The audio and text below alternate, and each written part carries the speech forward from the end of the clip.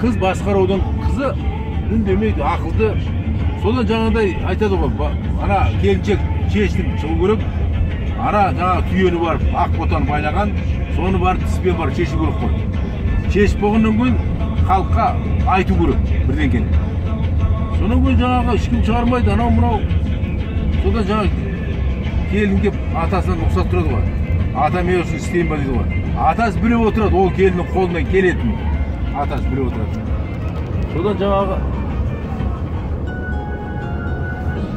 түйені барып шешіп, жалаңаш адам алып шыққан кезде елге қарап тұрып айтқан ғой.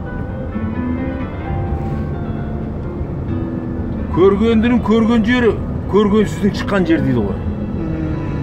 Көргендінің көрген жер дейді. Көргенсіздің шыққан жер дейді. Жақсылардың алған жері, жамандардың қалған жер дейді ғой. Бітті. Яғни төрт ағау сөзбен қатырып айтты ғой. Жамандардың қалған жер дейді. Жақсылардың алған жер дейді. Көрдің бе?